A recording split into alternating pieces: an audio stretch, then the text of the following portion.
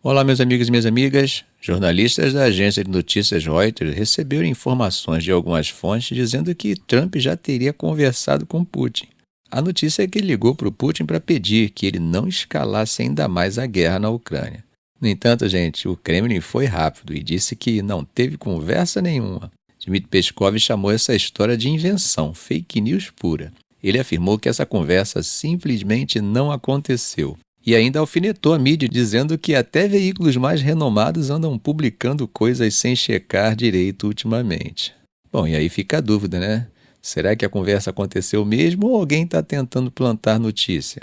O que sabemos é que Trump teve uma rápida conversa com o Zelensky, mas o teor dessa conversa ainda não temos a mínima ideia do que foi.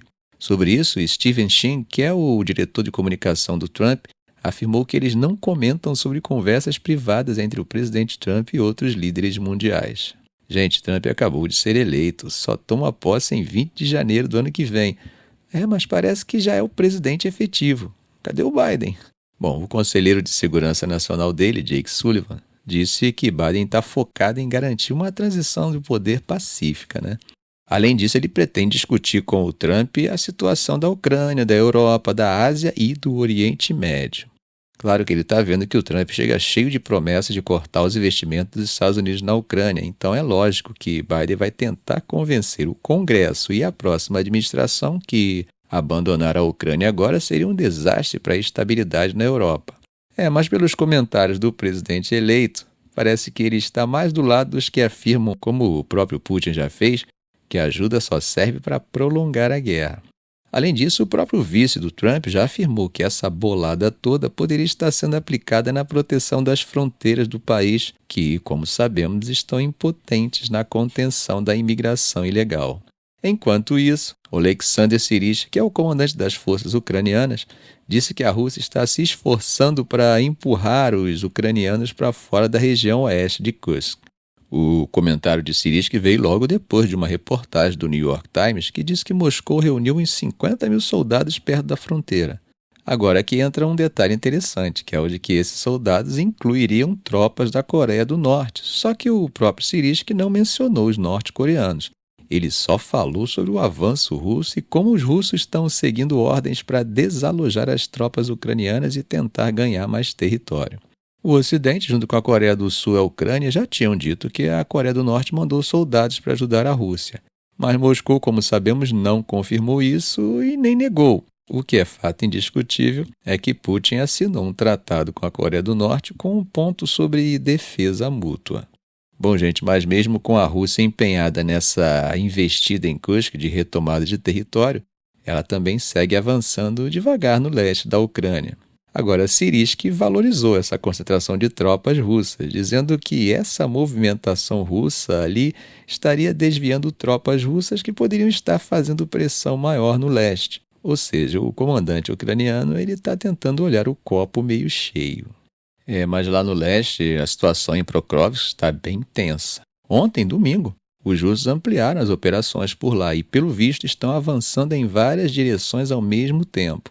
Imagens geolocalizadas já mostraram os russos ganhando terreno ao sul de Novolizivka, que fica no sul de Pokrovsk.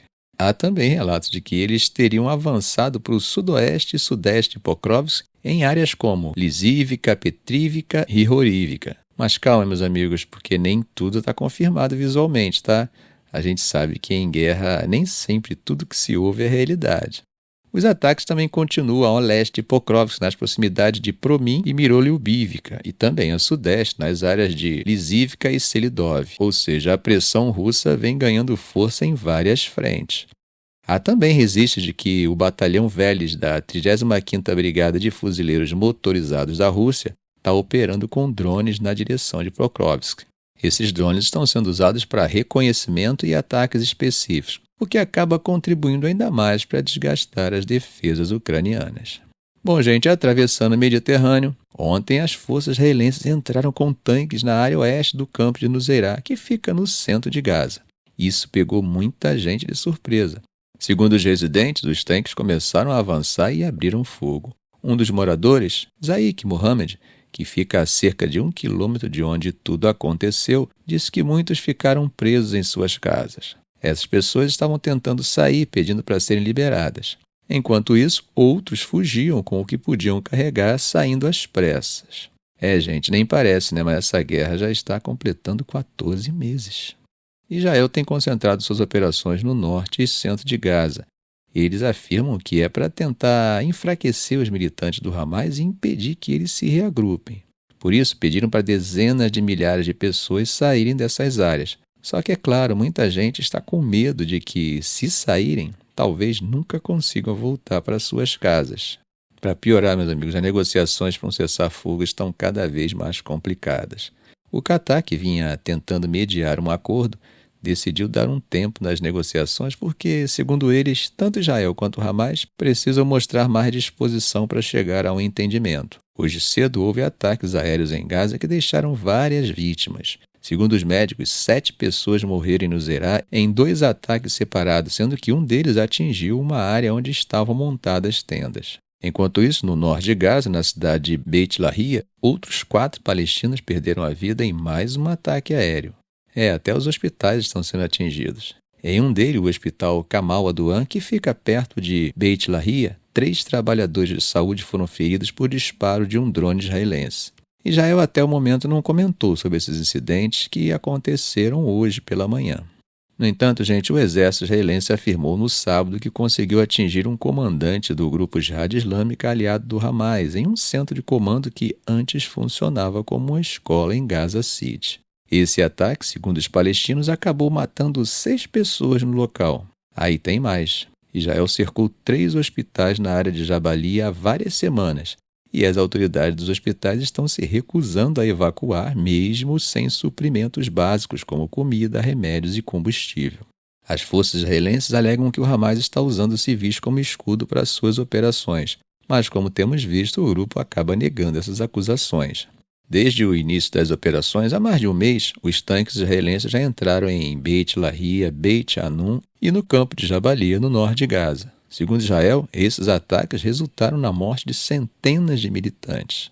Em resposta, os grupos armados como o Hamas e o Jihad Islâmica afirmam que continuam resistindo, fazendo emboscadas, disparando morteiros e lançando foguetes antitanque contra as forças israelenses. Agora, na segunda-feira, Israel anunciou que ampliou uma zona humanitária dentro de Gaza e prometeu permitir a entrada de mais barracas, materiais de abrigo, alimentos, água e suprimentos médicos. O exército disse que suas forças vão continuar atuando para alcançar os objetivos da guerra, que incluem desmantelar o Hamas e garantir o retorno dos reféns que foram capturados. No entanto, tanto autoridades palestinas quanto representantes das Nações Unidas insistem que, na prática, não há áreas seguras dentro de Gaza. O território, que abriga mais de 2,1 milhões de pessoas, já está amplamente devastado por conta da intensidade dos ataques. Agora, no campo da diplomacia, gente, o ministro das Relações Exteriores da França, Jean-Noël Barrot, falou que novas sanções contra colonos israelenses envolvidos em atos de violência na Cisjordânia podem estar a caminho.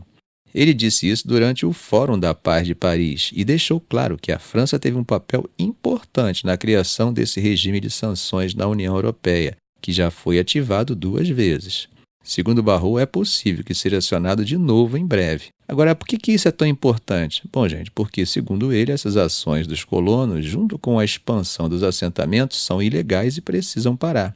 Ele acredita que isso seria bom não só para a região, mas também para a própria segurança de Israel. A questão dos assentamentos na Cisjordânia já vem causando tensão há muito tempo. Para vocês terem uma ideia, em abril de 2024, a União Europeia decidiu aplicar sanções contra 4 pessoas e 2 organizações israelenses. Essas medidas incluiriam congelamento de bens na Europa e proibição de viagens. Tudo isso é para tentar pressionar Israel a controlar a violência dos colonos contra civis palestinos. E não é só a Europa que está de olho nessa situação, gente. Nos Estados Unidos, o presidente Joe Biden também tomou uma atitude firme em fevereiro de 2024. Ele assinou uma ordem executiva impondo sanções contra indivíduos envolvidos em ataques de colonos. Essas sanções incluem bloqueio de bens nos Estados Unidos e proibição de entrada no país, algo que não tinha acontecido antes em relação a esse tema. Para que vocês entendam, essa questão dos assentamentos surgiu após a expansão israelense, logo após a Guerra dos Seis Dias, em 1967. O direito internacional considera esses assentamentos ilegais, porque eles impõem população israelense em um território que não pertence a Israel.